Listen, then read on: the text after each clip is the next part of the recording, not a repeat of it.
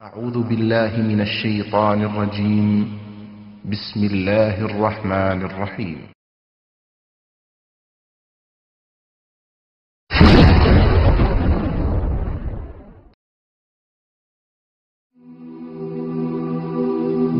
মৃত্যু এমন এক বাস্তবতা যার থেকে কেউ পলায়ন করতে পারবে না। প্রত্যেকটি প্রাণীকেই মৃত্যুর স্বাদ আস্বাদন করতে হবে। আল্লাহ তাআলা পবিত্র কালামে মাজিদে ইরশাদ করেন, কুল্লু নাফসিন যায়িকাতুল মাউত, প্রতিটি প্রাণী ওই মৃত্যুর স্বাদ আস্বাদন করবে। কুল ইন্নাল মাউতাল্লাযী তাফিররুনা মিনহু ফাইন্নাহু মুলাকীকুম, হে নবী আপনি বলে দিন, মৃত্যু যার থেকে তোমরা পলায়ন করছো সে অবশ্যই তোমাদের সাথে সাক্ষাৎ করবে। আইনামা তাকুনু ইউদরিকুমুল মাউতু ওয়ালাউ কুনতুম ফি বুরুজিম মুশাইয়াদা, তোমরা যেখানেই থাকো না কেন মৃত্যু তোমাদেরকে পাকড়াও করবেই, যদিও তোমরা সুদৃঢ় দুর্গে অবস্থান করো। লিকুল্লি উম্মাতিন আজাল, ইযা জাআ আজালুহুম ফালা ইস্তাখিরুনা সাআতান ওয়ালা ইস্তাকদিমুন, প্রত্যেকটি জাতিরই মৃত্যুর জন্য একটি নির্ধারিত সময় রয়েছে। যখন সেই নির্ধারিত সময় চলে আসে তখন তার থেকে এক মুহূর্ত আগ পিছ করা হয় না। এই ক্ষণস্থায়ী পৃথিবী যাকে নিয়ে তোমরা স্বপ্ন দেখছো, এই স্বপ্নের পৃথিবীও একদিন ধ্বংস হয়ে যাবে। কিয়ামতের সময় যখন নিকটবর্তী হবে তখন আল্লাহ সুবহানাহু ওয়া তাআলা নিজের দায়িত্বপ্রাপ্ত ফেরেশতাকে সিংহায় ফুৎকার দেওয়ার আদেশ দিবেন।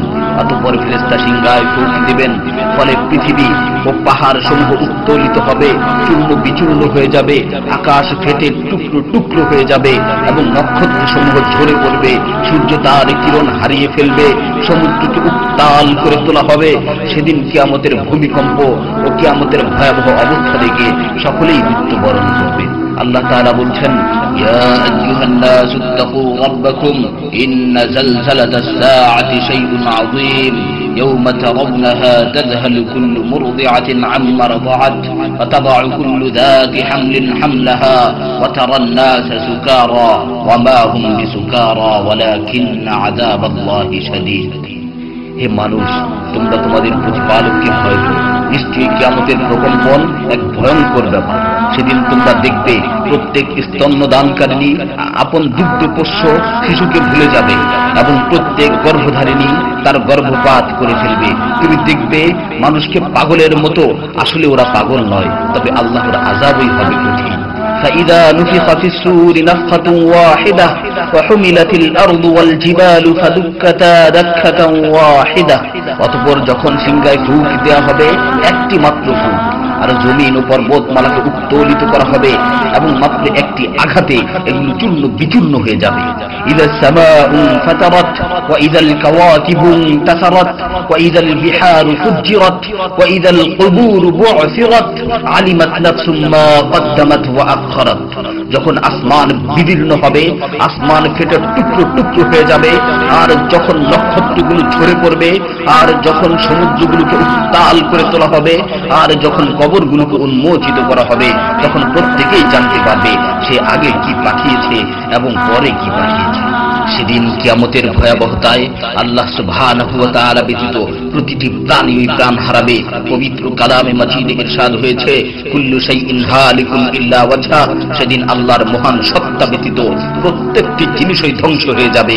কুল্লু মান আলাইহা ফান ওয়া ইয়াবকা ওয়াজহু রাব্বিকা যুল জালালি ওয়াল ইকরাম, সেদিন জমিনের উপর যা কিছু রয়েছে সবই ধ্বংস হয়ে যাবে, আর শুধুমাত্র মহামহিম ও মহানুভব আল্লাহ সুবহানাহু ওয়া তাআলাই বাকি থাকবেন।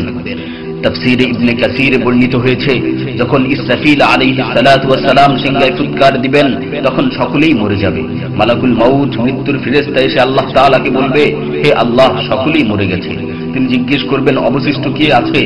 উত্তর দিবে, হে আমার রব, আপনি, আর আপনি তো হলেন চিরঞ্জীব।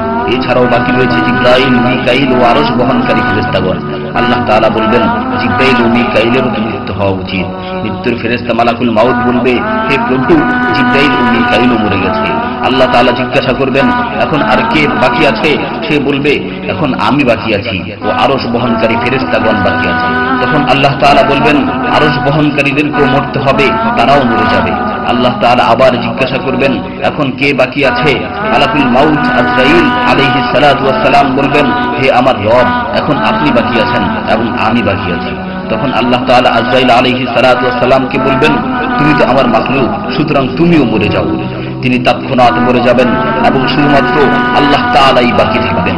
অতঃপর আল্লাহ সুবহানাহু ওয়া তাআলা জমিনকে ভাঁজ করে ফেলবেন এবং তিনি 3 বার বলবেন, আনাল জব্বার, আনাল জব্বার, আনাল জব্বার, আমি প্রতাপশালী, আমি প্রতাপশালী, আমি প্রতাপশালী।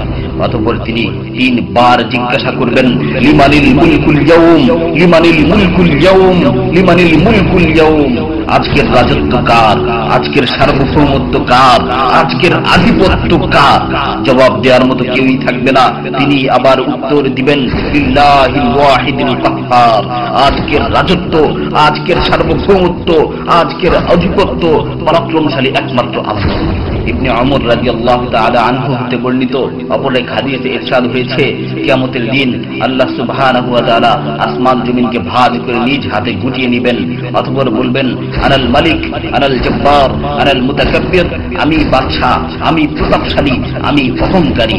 আইনা মুলুকুল আরদ, আইনাল জব্বারুন, আইনাল মুতাকাব্বিরুন, দুনিয়ার রাজা বাদশারা কোথায়, দুনিয়ার প্রতাপশালীরা কোথায়, দুনিয়ার অহংকারকারীরা কোথায়? তখন আল্লাহ তাআলা সুউচ্চ কণ্ঠে 3 বার জিজ্ঞাসা করবেন, লিমানিল মুলকুল ইয়াউম, লিমানিল মুলকুল ইয়াউম, লিমানিল মুলকুল ইয়াউম, আজকের রাজত্ব কার, আজকের সার্বভৌমত্ব কার, আজকের আধিপত্য কার? অতঃপর তিনি 3 বার উত্তর দিবেন, লিল্লাহিল ওয়াহিদিল কাহ্হার, আজকের সার্বভৌমত্ব, আজকের রাজত্ব, আজকের আধিপত্য প্রতাপশালী একমাত্র আল্লাহ সুবহানাহু ওয়া তাআলা।